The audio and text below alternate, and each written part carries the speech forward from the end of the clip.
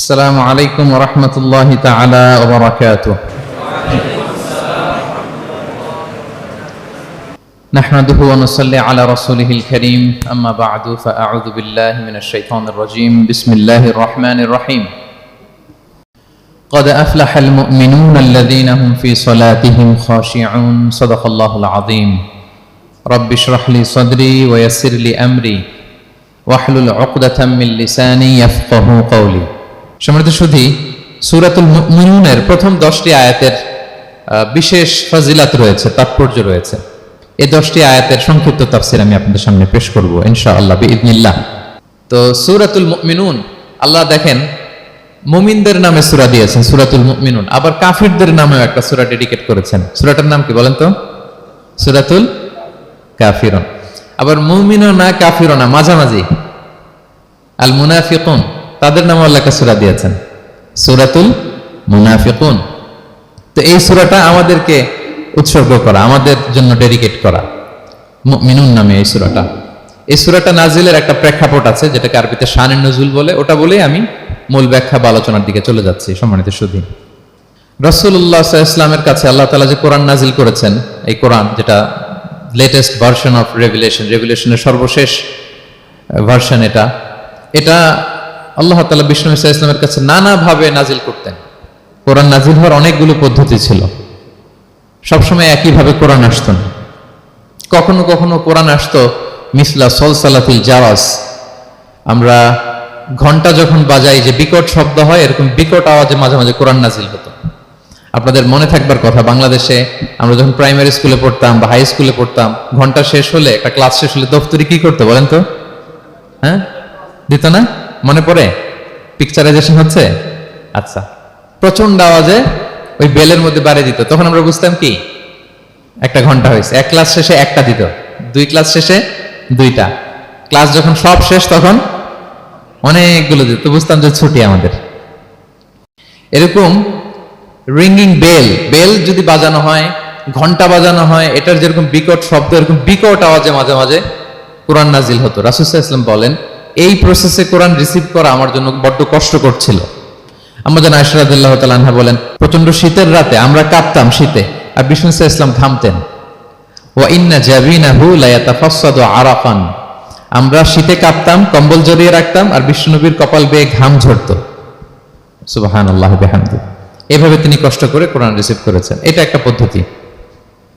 আরেকটা পদ্ধতি হচ্ছে মিসলা দাবিয়া সাউতিন নাহাল, মৌমাছির ভন ভন শব্দের মতো কোরআন নাজিল হতো। যখন নাজিল হতো, রাসূল সাল্লাল্লাহু আলাইহি ওয়াসাল্লামের মুখের সামনে, চেহারার সামনে মৌমাছি ভন ভন করলে যেরকম সাউন্ড, এরকম একটা সাউন্ড হতো।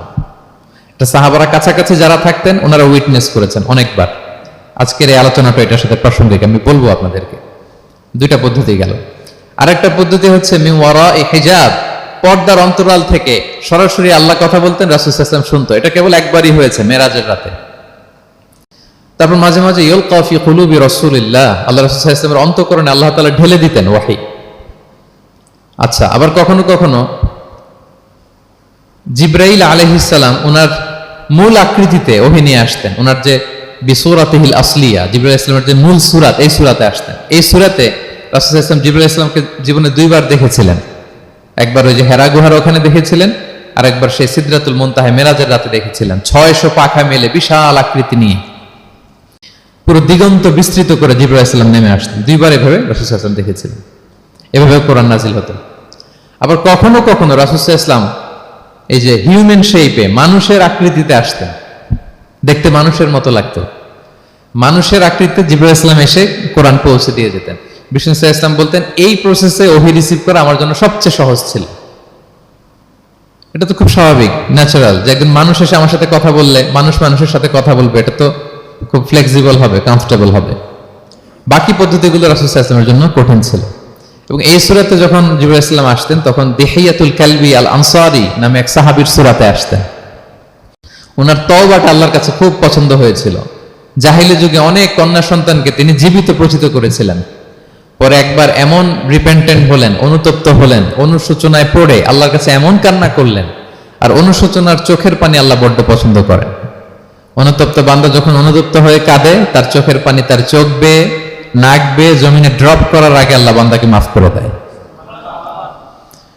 তো আল্লাহর কাছে এত পছন্দ হয়েছিলেন, মানুষের সূরাতে আসলে ওনার সূরাতে এসে তিনি কোরআন দিয়ে যেতেন বিষ্ণু ইসলামকে।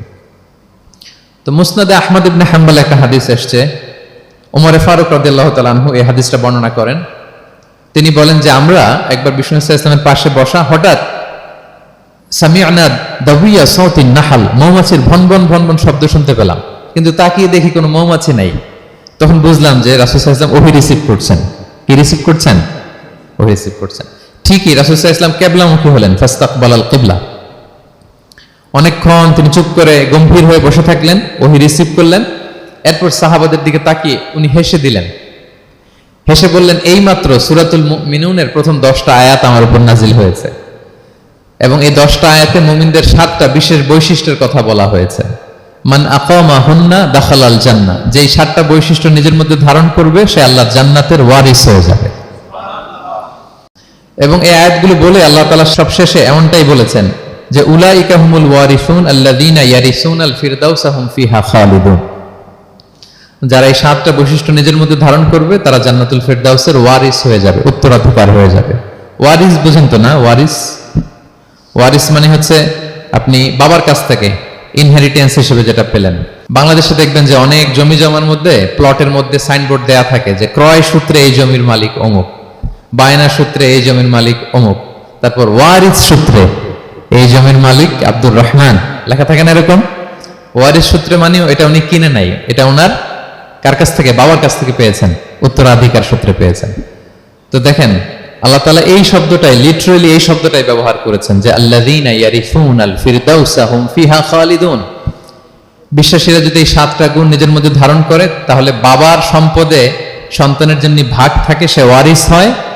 আমার এই উম্মতেরা, আল্লাহর এই বান্দারা জান্নাতুল ফিরদাউসের ওয়ারিস হয়ে যাবে। তো বলেন, আমরা জান্নাতুল ফিরদাউসের ওয়ারিস হতে চাই কি চাই না? চাই, সবাই চাই। হ্যাঁ বলেন বলেন, চাই তো? ইনশাআল্লাহ ইনশাআল্লাহ, আল্লাহুম্মা জাআলনা মিনহুম।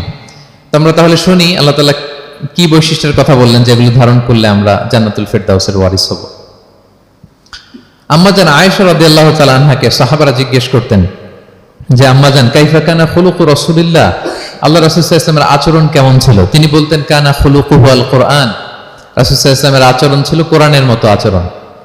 উম্মে সালামা রাদিয়াল্লাহু তাআলা আনহা, আমাদের আরেক আম্মাজান, ওনাকে জিজ্ঞেস করা হলে উনি বলতেন রাসূল সাল্লাল্লাহু আলাইহি ওয়াসাল্লাম যখন রাস্তা দিয়ে হেঁটে যেতেন কাআন্নাল কুরআনা ইয়ামশি আলাল আরদ, মনে হতো লিভিং কোরআনটা রাস্তা দিয়ে হেঁটে যাচ্ছে।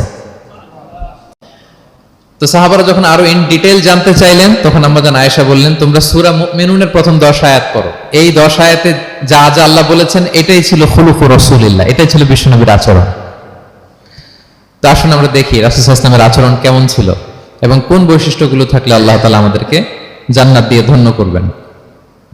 সূরাতুল মুমিনুনটা আল্লাহ তাআলা শুরু করছেন ক্বাদ আফলাহাল মুমিনুন আল্লাযীনা হুম ফি সালাতিহিম খাশিউন, অর্থাৎ সফল হয়েছে তারা, ঈমান এনেছে যারা। প্রথম আয়াতের অর্থ হচ্ছে ক্বাদ আফলাহাল মুমিনুন, বিশ্বাসীরাই সফল হয়েছে। আল্লাহ তাআলা সফলতার মানদণ্ড এখানে ফিক্স করেছেন, ক্রাইটেরিয়া ফিক্স করেছেন ঈমান, বিশ্বাস, যেটা সবচাইতে দামি। সবচাইতে দামি কি? ঈমান, সবার উপরে ঈমান। এজন্য যারা ঈমান এনেছে আল্লাহর উপর, যারা বিশ্বাস স্থাপন করেছে তারাই সফল হয়েছে।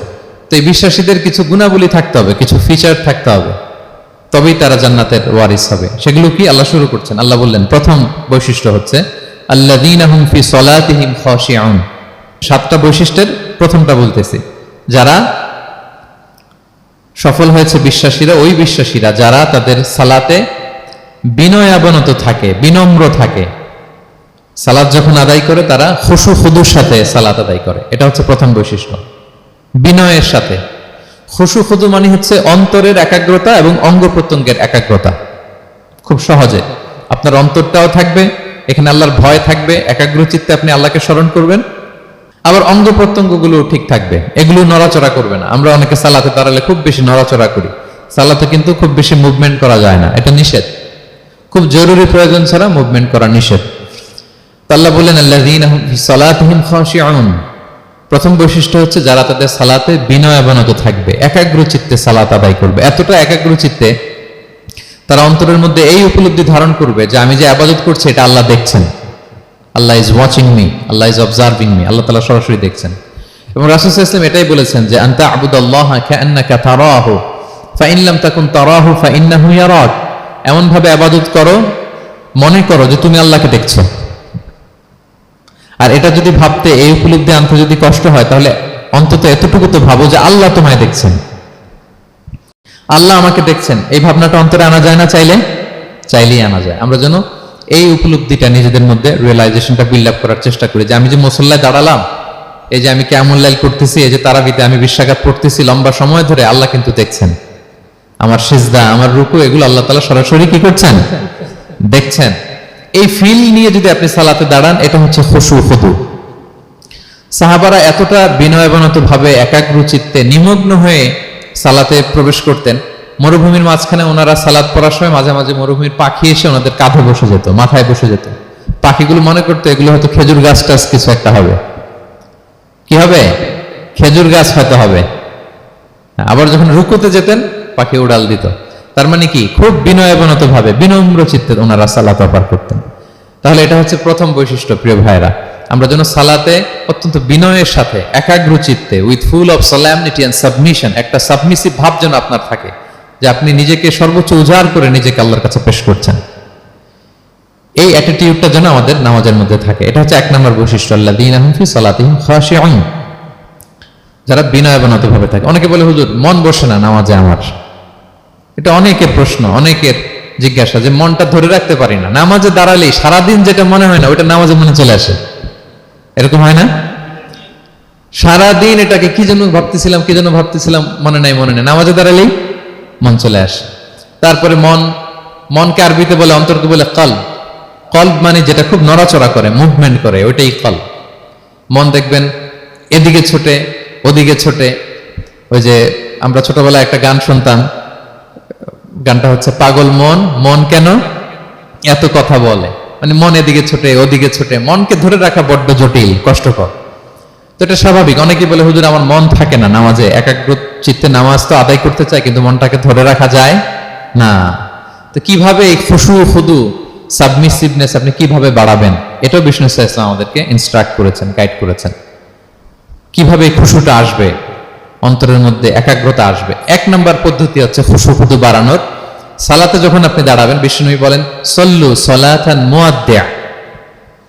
বিষ্ণু বলেন, মনে করো যে নামাজটা পড়তেছো, এটা হতে পারে তোমার বিদায়ী নামাজ, শেষ নামাজ জীবনের। হতে পারে না? ধরেন যে মাগরিবের সালাত যে আমরা আজকে পড়বো, এমন তো হতে পারে এটাই আমাদের জীবনের শেষ নামাজ। কি বলেন? হতে পারে কি না? পারে। আমরা কে কখন চলে যাব আমাদের তো জানা নাই। তো এই যে মুসল্লায় যখন আমরা দাঁড়াই, তখন কেন আমরা এটা ভাবি না যে it could be the last and final prayer in my life? হতে পারে এটাই আমার জীবনের শেষ নামাজ।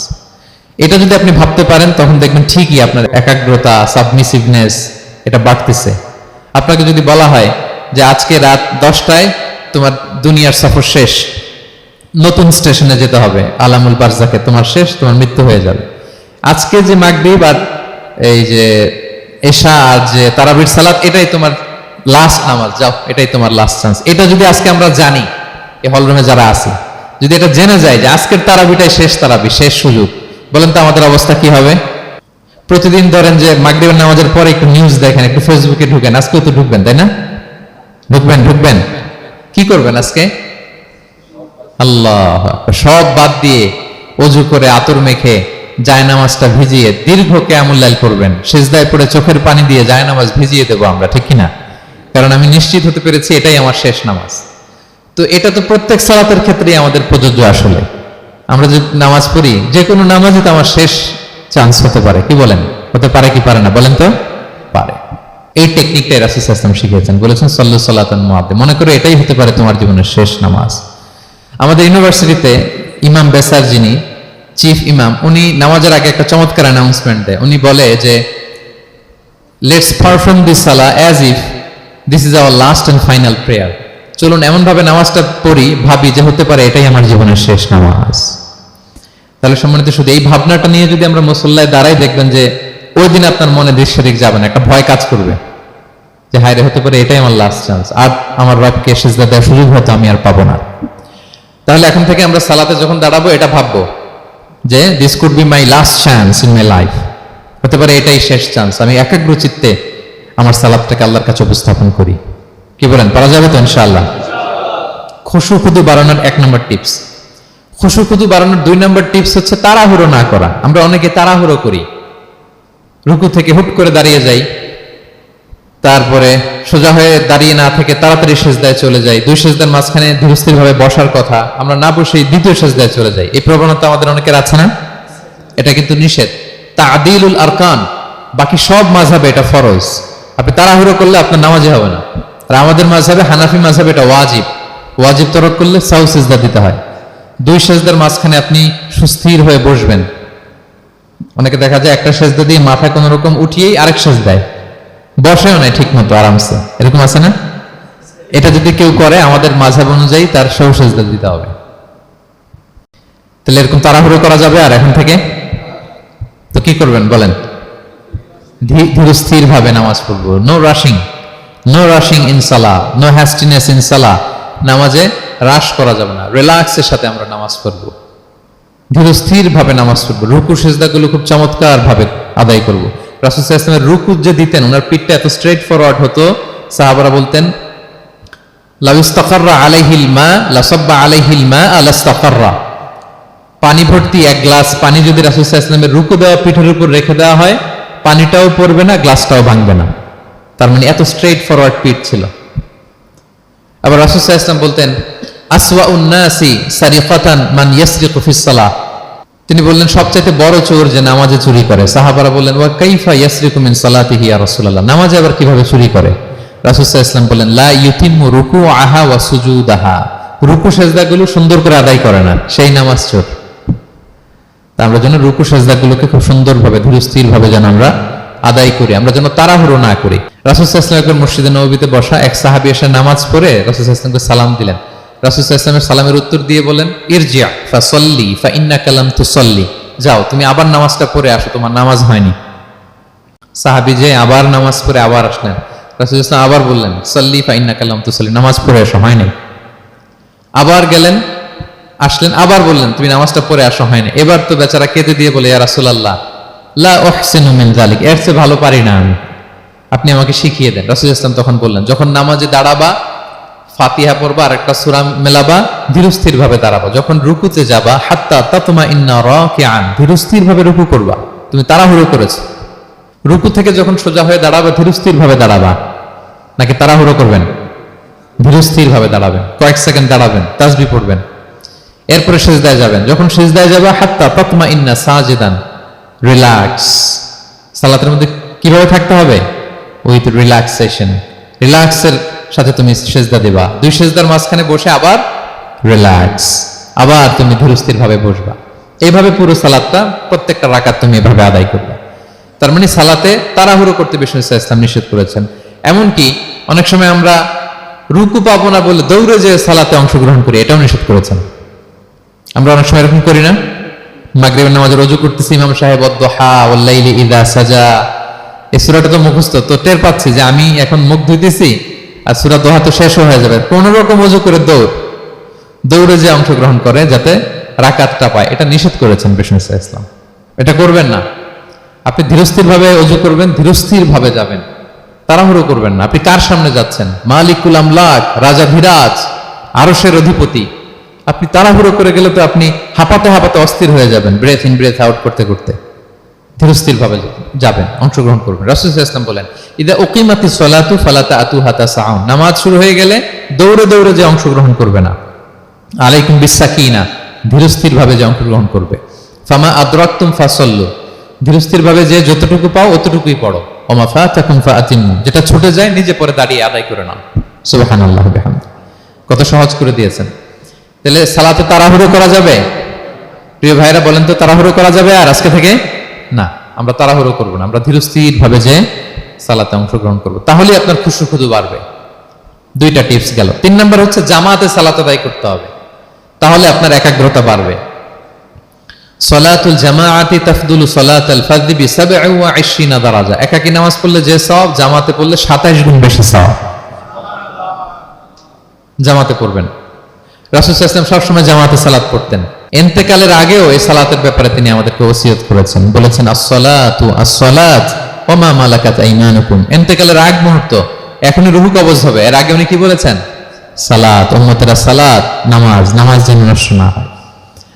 উমর ফারুক রাদিয়াল্লাহু তাআলা আনহুর সময়ে একজন অগ্নি উপাসক ছিল, তার নাম আবু লুলু আল মাজুসি। উনি মুগীরা ইবনে শুআবা রাদিয়াল্লাহু তাআলা আনহু নামে এক সাহাবীর দাস ছিলেন, মুকাতাব দাস। কন্ট্রাক্ট ছিল যে এত টাকা দিলে তাকে আজাদ করা হবে। তো এই অগ্নি উপাসক মাজুসি এসে ওমর ফারুককে বলে, খলিফাতুল মুসলিমিন, আমার মালিক সাহাবী মুগীরা আমার কাছে প্রতিদিন অনেক টাকা চার্জ করে। উনি বললেন, তাই নাকি? কত চার্জ করে? বলে যে এত চার্জ করে। তো বলতেছে, আচ্ছা তুমি তাহলে কি কাজ করো, কি কাজ জানো? বলে যে আমি খঞ্জর বানাতে জানি, ছুরি, ছোট ছুরি আর কি। বলতেছে, ওরে আল্লাহ, যারা খঞ্জর বানাতে জানে তারা তো অনেক টাকা মেক করে, সেই হিসাবে তো মুগীরা বেশি চার্জ করে না, অল্পই চার্জ করছে। সে ইনসাফপূর্ণ চার্জই করেছে। কিন্তু এই আবু লুলু আল মাজুসির এই কথাটা পছন্দ হয় না, সে রাগান্বিত হয়ে গেল, হয়ে বলে, ওমর, সবার ক্ষেত্রে তুমি নরম আর আমাকে তুমি কঠিন নিয়ম শেখাও না, দাঁড়াও তোমাকে আমি দেখাচ্ছি। মনে মনে বলতেছে এটা। রেগে মেগে সে বাড়িতে এসে আজকে একটা খঞ্জর বানাইছে, দুই মুখ খঞ্জর, ওয়া মাকবাদাতুহু ফি ওয়াসাতি, এটার হ্যান্ডেলটা মিডলে, এদিকেও মাথা এদিকেও মাথা, এটার ধার করে প্রতিদিন 20 মাখায় এটাতে। আর মনে মনে বলে, ওমর দাঁড়াও তোমাকে আজকে আমি দেখাবো। তো ওমর ফারুককে আল্লাহ তাআলা স্বপ্নে দেখিয়েছেন যে একটা লাল মোরগ ওনাকে 3টা ঠোকর মেরেছে। উনি সাহাবাদের কাছে বলেছেন যে আমি স্বপ্নে দেখেছি একটা লাল মোরগ আমাকে 3টা ঠোকর মেরেছে। তো সে খঞ্জরকে ধার দিয়ে একদিন ফজরের নামাজে, ওয়াকানু ইউসাল্লুনা বিগালাস, ওনারা খুব অন্ধকার থাকতে ফজরের নামাজ পড়তো। সে বুরনুস, এক ধরনের জুব্বা যেটার মাথা আছে, ওটা পরে হুডির মতো আর কি, হুডি চেনেন তো না, হুডির মতো একটা জুব্বা পরে সে অন্ধকারে, সে তো আসলে অমুসলিম, সাহাবাদের সাথে পেছনে দাঁড়াইছে নামাজের ভান করার জন্য, আর এই খঞ্জরটা নিয়ে গেছে সাথে। ওমর ফারুক ফজরের সালাত শুরু করলেন, প্রথম রাকাত শেষ করলেন, দ্বিতীয় রাকাতের জন্য যখন দাঁড়াইছেন তখনই সে প্ল্যান মাফিক খঞ্জর বের করে ওমর ফারুকের পেটের মধ্যে 3বার স্টেবিং করলেন, আঘাত করলেন। করার সাথে সাথে ওমর ফারুক উল্টে পড়ে গেলেন আর বললেন, খাতালানি আল কালব, কোন এক কুকুর আমাকে আঘাত করেছে। তো সাহাবার ওমর ফারুককে ধরলেন, আর এই অগ্নি উপাসক এই খঞ্জর নিয়ে কাতারের মাঝখান দিয়ে 2 দিকে খঞ্জর চালাতে চালাতে যাচ্ছিলেন। যে সাহাবাই ধরে সেই আঘাতপ্রাপ্ত হয়ে ওখানে 7 থেকে 10 জন স্পট ডেথ, জায়গায় মারা গেছে। পরে এক সাহাবী নিজের জামা খুলে তার গায়ে ছুঁড়ে মারছে, তখন সে ওইটাতে পেঁচিয়ে পড়ে গেছে। যখন বুঝে গেছে যে আমাকে ধরে ফেলবে, সে সুইসাইড করে ফেলছে, নিজেকে নিজে মেরে ফেলছে। তো ওমর ফারুক তো বেহুশ, ওনাকে নিয়ে যাওয়া হলো, পিছন থেকে একজন নামাজের ইমামতি করলেন। তো ওমর ফারুক রাদিয়াল্লাহু তাআলা আনহু হুঁশ ফিরে পেলেন। হুঁশ ফিরে পাওয়ার পরে দিনের বেলা যখন হুঁশ আসলো ওনার, সবাই চারদিকে বসা যে হায় হায় আমাদের আমিরুল মুমিনিনের কি জানি কি হয়। হুঁশ ফিরার পরে ওনার মুখের প্রথম কথাটা ছিল আসাল্লান নাস, মানে আমার নেতৃত্বে যে ফজরের সালাতটা শুরু হয়েছিল এটা কি ঠিকঠাক শেষ হয়েছিল? সুবহানাল্লাহ পড়বেন না? আচ্ছা বলেন তো, এই মুহূর্তে আমরা কি করতাম? ওনাকে যে স্টেবিং করছে, চিকিৎসক এসে দুধ দেয়, দুধ পেট দিয়ে বেরিয়ে যায়, নাবিজ দেয়, নাবিজ বের হয়ে যায়, মানে উনি ইন্তেকাল করবেন, এটা বোঝাই যাচ্ছে। এমন কঠিন পরিস্থিতিতে আমরা যদি হসপিটালে হুঁশ ফিরে পেতাম, আমরা কি বলতাম বলেন দেখি? কে কি বলতেন? কে মারছে, আমারে বাঁচানো যায় কিনা, মাউন্ট এলিজাবেথে নিয়ে চলো, সিঙ্গাপুরে অথবা বামরুন গ্রেডে নিয়ে চলো, আমেরিকাতে নিয়ে চলো, অথবা আমার তো ওখানে ব্যাংক ব্যালেন্স আছে, আমি তো মরে যাবো, আমার ছেলেগুলার কি হবে, হ্যাঁ আমার মেয়েগুলার কে দেখবে, এগুলো ছিল আমাদের কনসার্ন। তো ওমর ফারুক জানতেছেন যে উনি পৃথিবী থেকে বিদায় নিচ্ছেন, একটু হুঁশ ফিরে পাইছেন। হুঁশ ফিরে পাওয়ার পরে প্রথম কথাটা ছিল আসাল্লান নাস, লোকেরা কি নামাজ পড়েছিল? আল্লাহু আকবার। তাহলে এটা কত গুরুত্বপূর্ণ ইবাদত, কিভাবে এই সালাতকে সাহাবারা অফার করতেন। তো খুশু খুদুর সাথে যদি আমরা সালাত অফার করতে চাই, আমাদেরকে জামাতে পড়তে হবে। একাকি পড়লে দেখবেন মনে দিকে যায়, ওদিকে যায়, কয় রাকাত পড়ছি ভুলে যাই, এরকম হয় না? একাকি পড়তে গেলে এটা করা যাবে না, জামাতে পড়তে হবে। সালাতে কি কি বলতেছেন এগুলোর অর্থ বুঝে যদি সালাত অফার করেন, তাইলে আপনার সালাতে মনোযোগ থাকবে।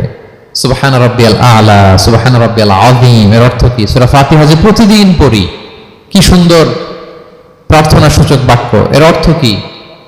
আল্লাহ সকল প্রশংসা তোমার, আল্লাহ তুমি দয়াময় মেহেরবান, আল্লাহ তুমি বিচার দিবসের মালিক, যেদিন তোমার আরশের ছায়া ছাড়া কোনো ছায়া থাকবে না। নবীদের যে পথে চালিয়েছে ওই পথে আমাদেরকে চালাও, যারা ভ্রান্ত হয়েছে, যারা তোমার ক্রোধের শিকার হয়েছে ওই পথে আমাদেরকে চালিও না। কি চমৎকার চমৎকার কথামালা দিয়ে আমরা এই দোয়াগুলো পড়ি। আমরা অর্থ বুঝি না বলে আমাদের হৃদয়েও টাচ করে না, ঠিক কিনা?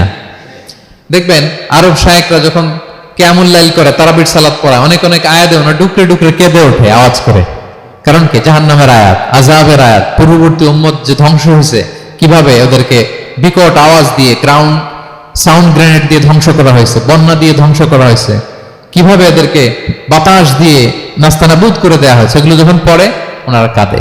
আযাবের আয়াত আসলে কাঁদে, জান্নাতের আয়াত আসলে সাবলীল কণ্ঠে তেলাওয়াত চালিয়ে যায়। এর কারণ কি বলেন? অর্থ বুঝে। আমরা যেন সালাতে অর্থ বুঝে সালাত তফর করার চেষ্টা করি, পাশাপাশি সালাতের সুন্নাহগুলো যেন আমরা পড়ি। সালাতের যে সুন্নাহ আছে, সুনানুস সালাহ, এগুলো যেন আমরা পড়ি, মনোযোগ আরো বাড়বে। সানাগুলো পড়বেন, ফাতিহা শেষে আওয়াজ করে আমিন বলবেন, অথবা ফিসফিসি কণ্ঠে আমিন বলবেন। বিষ্ণু ইসলাম বলেন, ইদা আম্মানাল ইমামু ফাআমিনু, ইমাম আমিন বললে তোমরাও আমিন বলো, কারণ এই মাত্র একটা দোয়া করা হয়েছে। সূরা ফাতিহাটা কি? একটা দোয়া। ইদা ওয়াফাকা তা'মিনুকুম তা'মিনাল মালাইকাতি গুফিরা লাহু মা তাকাদ্দামা মিন যামবিহি ওয়া মা তাআখার। রাসূল সাল্লাল্লাহু আলাইহি ওয়াসাল্লাম বলেছেন, ইমাম যখন আমিন বলে তোমরাও তখন আমিন বলো, কারণ তোমরা যখন আমিন বলো ফেরেশতারাও আমিন বলে। আর তোমাদের আমিন আর ফেরেশতাদের আমিন যখন একসাথে হয়ে যায়, তোমাদের পূর্বের সব গুনাহ আল্লাহ মাফ করে দেয়। এটা আমিন বলা সুন্নাহ, বলবেন। নামাজ বাঁধার পরে সুন্নাত নামাজে, নফল নামাজে সানাগুলো পড়বেন। কত চমৎকার অর্থবোধক সানা আছে।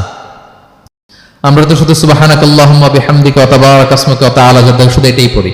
রাসূল সাল্লাল্লাহু আলাইহি ওয়াসাল্লাম তাকবীরাত তাহরিমে বাঁধার পরে অনেক চমৎকার চমৎকার দোয়া পড়তেন। ইন্না সলাতি ওয়া নুসুকি ওয়া মাহইয়ায়া ওয়া মামাতি লিল্লাহি রাব্বিল আলামিন। আমার সালাত, আমার ইবাদত, আমার জীবন মরণ সবটাই কার জন্য? এই দোয়াটা পড়তেন শুরুতেই। তারপর পড়তেন ওয়াজ্জাহতু ওয়াজহিয়া লিল্লাযী ফাতারাস সামাওয়াতি ওয়াল আরদা হানিফা ওয়া মা আনা মিনাল মুশরিকিন। আমার সবকিছুকে আমি এক সত্তার দিকে ফেরালাম, একনিষ্ঠ হয়ে, আর আমি মুশরিক নই, আমি আল্লাহর দিকে একনিষ্ঠ হলাম। এই দোয়াগুলো পড়তেন। আল্লাহুম্মা বাঈদ বাইনি ওয়া বাইনা খাতায়ায়া কামা বাআদতা বাইনাল মাশরিকি ওয়াল মাগরিব। আল্লাহুম্মা নাক্কিনি মিন খাতায়ায়া কামা ইউনাক্কা আস-সাওবুল আবয়াদু মিনাদ দানাস। আল্লাহুম্মা ইগসিল খাতায়ায়া বিল মাই ওয়াস সালজি ওয়াল বারাদ। এগুলো সানা, এগুলো যে সানা আমরা জানি না। সানা মানে হচ্ছে প্রশংসাসূচক কথা। আমরা শুধু সুবহানাকাল্লাহুম্মা ওয়া বিহামদিকা এতটুকুই পড়ি।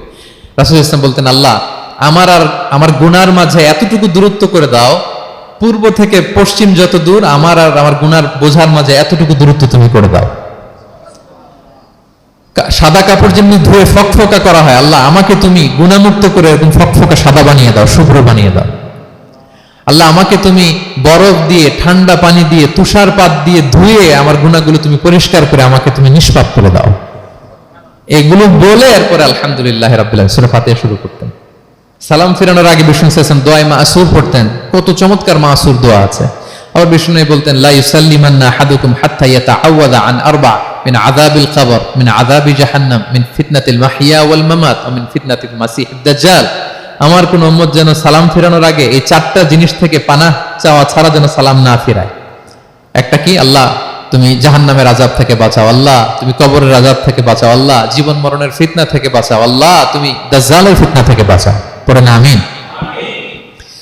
তো এত এঙ্গেজমেন্ট যদি আপনার নামাজে থাকে, আপনার মন এদিক সেদিক যাবে? হ্যাঁ, আপনি অর্থ খেয়াল করতেছেন, আযাবের আয়াত আসলে আপনি অশ্রুসিক্ত হচ্ছেন, আপনি দোয়ায়ে মাসুর পড়ছেন, আপনি সানা পড়ছেন, আপনি দীর্ঘ সময় কিয়ামুল লাইল করতেছেন, আপনার মনে এদিক সেদিক ছুটবে? বলেন তো ছুটবে না।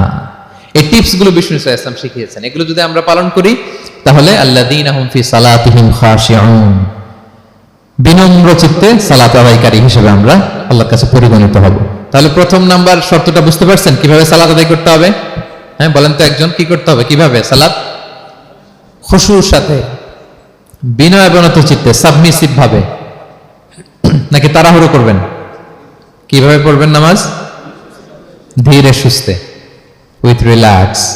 2 নম্বর আল্লাহ বলেন ওয়াল্লাযীনা হুম আনিল লাগবি মুআরিদুন। 1 নম্বরে তো তারা নামাজে যখন দাঁড়ায় ধীর স্থির ভাবে খুশুর সাথে পড়ে। 2 নম্বর হচ্ছে তারা অনর্থক কাজ থেকে বিরত থাকে।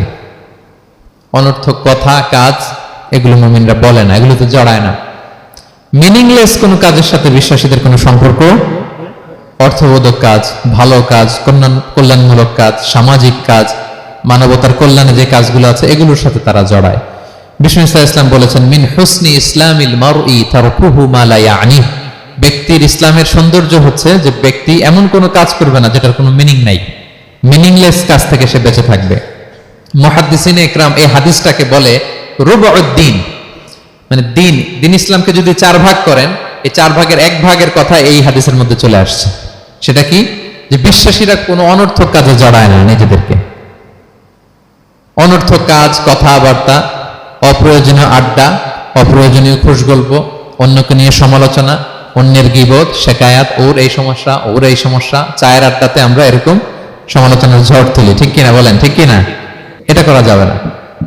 আপনি জান্নাতেরও ওয়ারিস হবেন, আবার চা মুখে নিয়ে আপনি শেকায়াত করবেন, গীবত করবেন, দুইটা একসাথে যাবে না। তাহলে বিশ্বাসীরা কোনো অনর্থক কাজে জড়ায় না, মিনিংলেস কাজে জড়ায় না। তারা ভালো কাজে, কল্যাণের কাজে জড়ায়। মিনিংলেস কোনো কথাও বলে না, কারণ তারা জানে মা ইয়ালফিদু মিন কাউলিন ইল্লা লাদাইহি রাকিবুন আতীদ। আমরা যা বলি, মুখ নিঃসৃত যা বের হয়, এটাকে লিখে রাখার জন্য একদল ফেরেশতা আছে, রাকিব পর্যবেক্ষণকারী, আতীদ একেবারে প্রহরীর মতো আছে। বললেই টুকে নেয়, বললেই টুকে নেয় সব। সূরা ইয়াসিন আল্লাহ বলেন ওয়া কুল্লা শাইইন আহসাইনাহু ফি ইমামিন মুবিন। আমি ইমামুম মুবিন নামক এক দালিলিক রেজিস্ট্রি খাতায় সবকিছু তুলে রাখছি, সব পাই টু পাই আপনি পাবেন। আপনি অবাক হবেন, মালি হাযাল কিতাবি লা ইউগাদিরু সাগীরাতান ওয়ালা কাবীরাতান ইল্লা আহসাহা। এটা কেমন আমলনামা, ছোট্ট ভালো কাজ করেছে ওইটাও আছে, ছোট্ট খারাপ করেছে ওইটাও আছে। অবাক হবেন আপনি, সব আল্লাহ তাআলা সেখানে তুলে রাখবেন। তো বিশ্বাসীরা কোনো অনর্থক কথা কাজের সাথে জড়ায় না, এজন্য কারণ তারা জানে এগুলো সব রেকর্ডেড, সব রেকর্ডেড। আপনার কোনো কাজ যদি রেকর্ড করা হয় এবং বলা হয় যে এটা গণমানুষের কাছে উপস্থাপন করা হবে, আপনি কি করবেন তখন বলেন তো? খুব সতর্ক হয়ে চলবেন, সতর্ক হয়ে বলবেন। হ্যাঁ, এই যে আমরা যে এই ক্যামেরা থাকলে যেভাবে কথা বলি, সবসময় কি এইভাবে বলি না? আমরা যখন নিজেদের ঘরোয়া আড্ডায় বসে আমরা কত কথা বলে ফেলি, ইনফরমাল অনেক কথা বলি, যেগুলো ক্যামেরা থাকলে বলি না, কারণ এটা ফরমাল, এটা কোটি মানুষের কাছে যাবে, সবাই শুনবে, সবাই জানবে, এজন্য আমরা সাবধান হয়ে কথা বলি। কি বলেন? তো এই যে এই ক্যামেরা কিন্তু অদৃশ্য ক্যামেরা চারদিকে আমাদের, ইমাম মুবিন নামক অদৃশ্য ক্যামেরা দিয়ে সব রেকর্ড করা হচ্ছে। রেকর্ড করে দিচ্ছেন কে? পাই টু পাই হিসাব চাওয়া হবে। আল্লাহর সুপ্রিম কোর্টের কাঠগড়ায় সব হিসাব চাইবেন আল্লাহ তাআলা, আপনি যে দেখবেন। তো বিশ্বাসীরা এই সেন্সটা মাথায় রাখে, সব যেহেতু রেকর্ডেড, যা মনে চায় মুখ দিয়ে বলা যাবে, যা মনে চায় করা যাবে না। এজন্য অহেতুক কথাবার্তা, অহেতুক সমালোচনা, অহেতুক গসিপিং, অহেতুক কমেন্টস এগুলো করব না।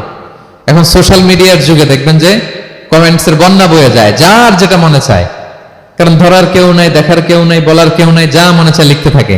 হ্যাঁ, বিশাল একজন বড় মাপের লোক, তার ওখানে যে লিখতেছে যা মনে চায়, গালি গালাজ, ওনাকে অ্যাডভাইস দেওয়া, নাসিহাত দেওয়া ইচ্ছে মতো। বিশ্বাসীরা এটা করে না, তারা অনর্থক কোনো কাজে জড়ায় না, এবং কেউ জড়াতে চাইলেও তাকে স্পেস দেয় না। একদল আছে দেখবেন যে আপনি আজে বাজে কাজে জড়ান না, এটা আবার অনেকের ভালো লাগে না, তো তারা এসে আপনাকে জড়াতে যাবে, তর্ক করবে, আপনার সাথে ডিবেট করবে, পায়ে পাড়া দিয়ে ঝগড়া করবে, এরকম আছে না নাই? আপনার কমেন্ট বক্সে এসে দেখবেন যে গালি দিবে, হ্যাঁ, ট্যাগিং করবে, পোক করবে, মানে আপনাকে অস্থির বানাতে চাইবে। আপনি কি করবেন? আপনিও আর একটা গালি দিয়ে দিবেন কমেন্টসে, আপনারও তো স্বাধীনতা আছে নাকি? আপনি দিবেন গালি, কি করবেন? সালাম দিবেন। কি দিবেন? ওয়া ইযা খাতাবাহুমুল জাহিলুনা ক্বালু সালামা। সূরা ফুরকানে আল্লাহ বলেছেন যে মূর্খরা যখন অনর্থক তর্ক করতে আসতে চায়, বিশ্বাসীরা তাদের সাথে ওই ফাঁদে তারা পা দেয় না, তারা কি করে? সালাম দিয়ে কেটে পড়ে। তাহলে পায়ে পাড়া দিয়ে যদি কেউ এখন থেকে ঝগড়া করতে চায় আমাদের সাথে, আমরা কি করব?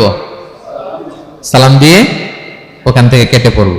তাহলে বিশ্বাসীদের 2 নম্বর বৈশিষ্ট্য, ওয়াল্লাযীনা হুম আনিল লাগবি মুরিদুন, বিশ্বাসীরা অনর্থক কাজে জড়ায় না।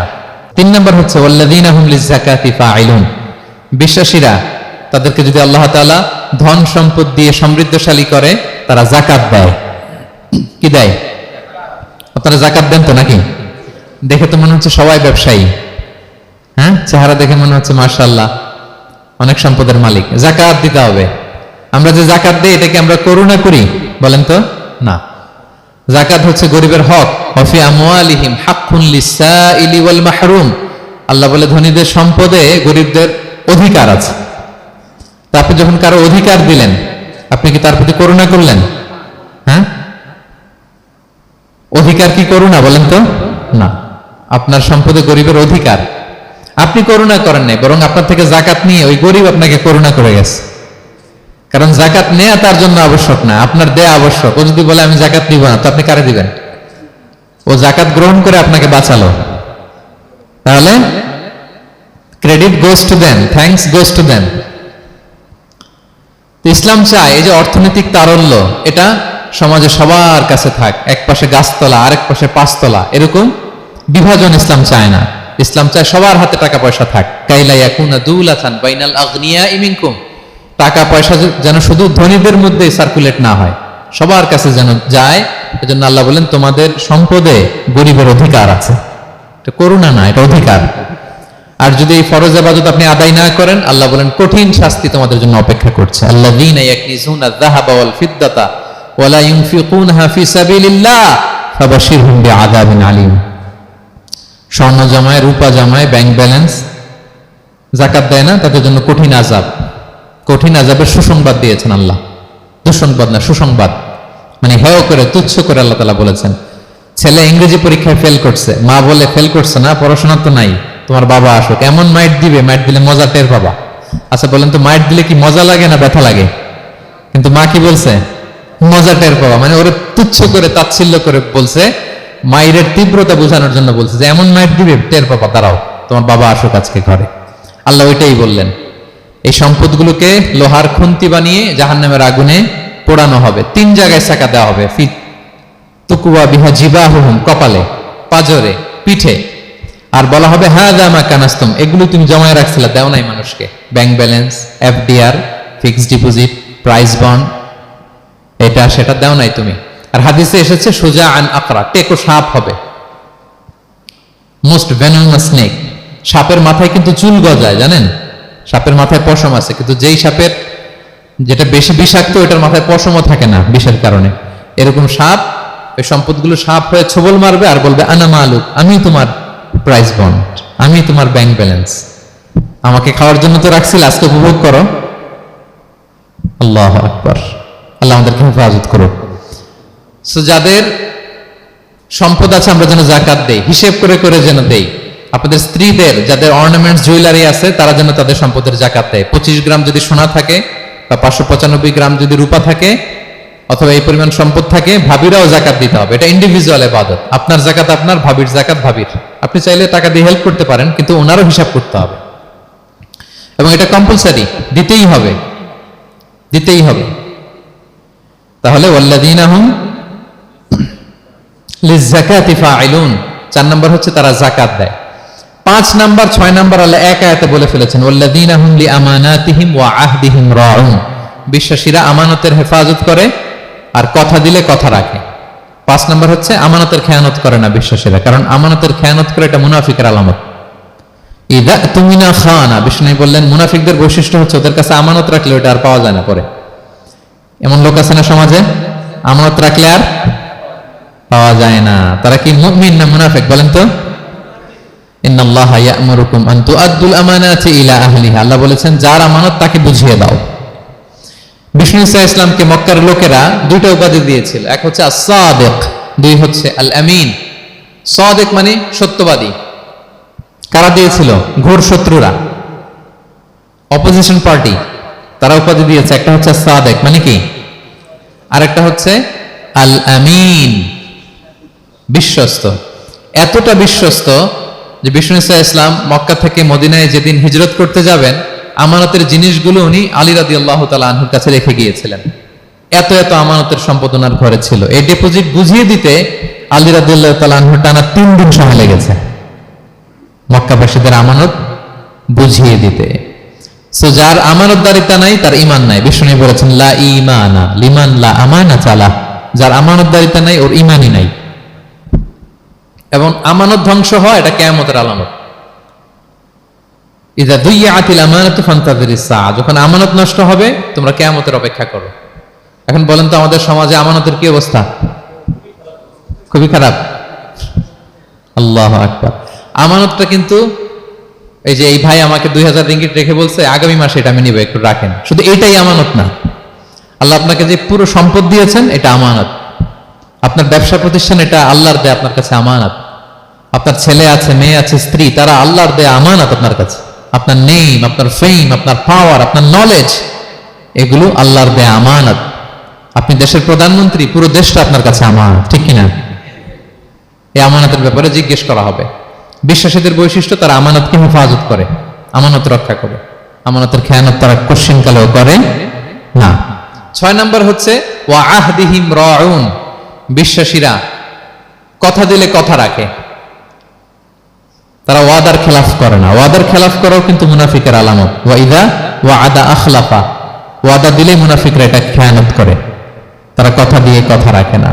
এবং আপনি কাউকে কথা দিয়ে যদি না রাখেন, এরকম প্রত্যেকটা প্রমিস, কমিটমেন্টের ব্যাপারে আপনি জিজ্ঞাসিত হবেন। আল্লাহ বলেন ওয়া আউফু বিল আহদি ইন্নাল আহদা কানা মাসউলা, কথা দিলে কথা রাখো। ছেলে মেয়েদের কথা দিলে কথা রাখবেন, বন্ধু বান্ধবদেরকে কথা দিলে কথা রাখবেন, স্ত্রীকে কথা দিলে কথা রাখবেন। প্রমিস দিলে এটা রাখতে হবে, কারণ এ ব্যাপারে জিজ্ঞেস করা হবে। নবীদের মধ্যে ইসমাঈল আলাইহিস সালাম ওয়াদা রক্ষার ব্যাপারে খুব বেশি সোচ্চার ছিলেন। সব নবীরাই ছিলেন, উনি বেশি সোচ্চার। এজন্য আল্লাহ বলেন ওয়াজকুর ফিল কিতাবি ইসমাঈল ইন্নাহু কানা সাদিকাল ওয়াদি ওয়া কানা রাসূলান নাবিয়্যা। উনি ছিলেন সাদিকাল ওয়াদ, প্রতিশ্রুতি রাখতেন। এক লোকের সাথে ওনার কথা হলো যে আগামীকাল বিকেলে ওনারা দেখা করবেন। ইসমাঈল সাল্লাম বিকেলবেলা আগামীকাল যে এক গাছের নিচে কমিটমেন্ট ছিল যে অপেক্ষা করলেন, কিন্তু ওই লোক আসে নাই, ভুলে গেছে। ইসমাঈল সাল্লাম ভাবলেন আজকে ভুলে গেছে, মনে হয় আগামীকাল আসবে, আগামীকাল আমি যাব। এরপরের দিন আল্লাহ নবী ইসমাইল যে ওই লোকের জন্য ওখানে হাজির, কিন্তু ওই লোক ওই দিনও আসে নাই। ইসমাইল সাল্লাম বললেন মনে হয় এরপরের দিন আসবে। ইসমাইল সাল্লাম এরপরের দিনও যায় হাজির। এভাবে একদিন দুই দিন না, টানা 30 দিন উনি আসরের পরে ওই গাছের নিচে ওই লোকের জন্য অপেক্ষা করেছেন। কারণ ইন্নাল আহদা কানা মাসউলা, কথা দিলে কথা রাখতে হবে।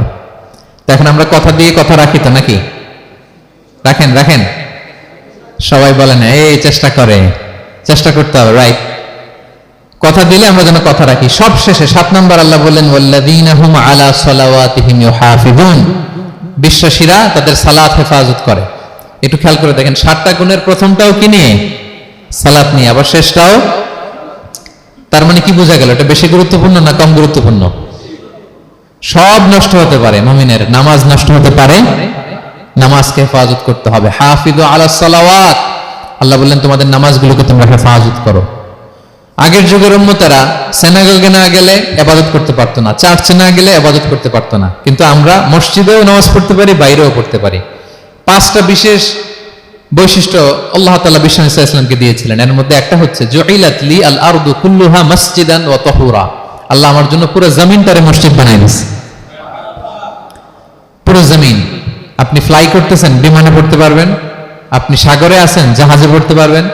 আপনি বিকেলবেলা মাঠে আছেন, ওযু থাকলে আল্লাহু আকবার বলে দাঁড়ায় যাবেন, বন্ধুদেরকে নিয়ে যে কোনো জায়গায় নামাজ পড়া যায়, ঠিক কিনা? এই নামাজ নিয়ে কোনো এক্সকিউজ চলবে না। No excuse will be granted that day. দাঁড়িয়ে পড়তে পারেন না, বসে পড়তে হবে। বসে পারেন না তো শুয়ে পড়তে হবে। শুয়ে পারেন না তো ইশারায় পড়তে হবে। ওযুর জন্য পানি নাই তো তায়াম্মুম করে পড়তে হবে, ঠিক কিনা? হাফিজু আলাস সালাওয়াত, সালাতের ব্যাপারে সচেষ্ট হও, কারণ এটা প্রথম হিসেব চাইবেন আল্লাহ। আল্লাহ বলেন আউয়ালু মা ইউহাসাবু বিহিল আবদু ইয়াউমাল কিয়ামাতি আস-সালাহ, কিয়ামতের সর্বপ্রথম হিসেব হবে নামাজের। আওয়াজ করে বলেন কিসের? ফা ইন সালাহাত সালাহা সাইরু আমালি, নামাজের হিসেব যদি সহজ হয় সব সহজ, আর নামাজের হিসেব যদি গন্ডগোল হয় পুরো আমল নামায় গন্ডগোল লেগে যাবে। প্রিয় ভাইরা, তাই আমরা যেন সালাতের ব্যাপারে যত্নবান হই, আমরা যেন খুশু খুদুর সাথে সালাত পড়ি, আমরা যেন অনর্থক কথাবার্তা কাজ থেকে যেন বেঁচে থাকি। আল্লাহ যাদেরকে আমাদেরকে সম্পদ দান করেছেন, আমরা যেন ফরজ যাকাতটুকু আদায় করি। আমরা যেন আমানতের ব্যাপারে সাবধান হই, সচেতন হই, আমানতকে যেন রক্ষা করি। আমরা যেন কথা দিলে কথা রাখি, এবং যে কোনো মূল্যে আমরা যেন সালাতকে হেফাজত করি। আমাদের সব মিস হতে পারে। কাজকে আমরা বলবো যে নামাজ আছে, নামাজকে বলা যাবে না আমার কাজ আছে, ঠিক কিনা বলেন? আওয়াজ করে বলেন ঠিক কিনা? কাজকে কি বলবো আমরা? নাকি নামাজকে বলবেন আমার একটু কাজ আছে? না, আমরা যেন সালাতের ব্যাপারে যত্নশীল হই, সচেতন হই। এই যে 7টা গুণের কথা বললাম, যারা এটার উপর আমল করবে, যারা এটা নিজের মধ্যে ধারণ করবে, আল্লাহ বলেন উলাইকা হুমুল ওয়ারিসুন, এরা ওয়ারিস। আল্লাযীনা ইয়ারিসুনাল ফিরদাউসা হুম ফিহা খালিদুন, তারা জান্নাতুল ফিরদাউসের ওয়ারিস হয়ে যাবে। আমরা যেন এই ভালো গুণগুলো, এই বৈশিষ্ট্যগুলো, এই ফিচার্সগুলো যেন নিজেদের মধ্যে আত্মস্থ করতে পারি, এবং জান্নাতুল ফিরদাউসের ওয়ারিস যেন আমরা হতে পারি। আল্লাহ তাআলা আমাদের সবাইকে কথাগুলো বোঝার ও আমল করার তৌফিক দান করুক। হাযা মা ইনদি ওয়াল ইলমু ইনদাল্লাহি আলাইহি তাওয়াক্কালতু ওয়া ইলাইহি উনীব। আসসালামু আলাইকুম ওয়া রাহমাতুল্লাহি তাআলা ওয়া বারাকাতুহু।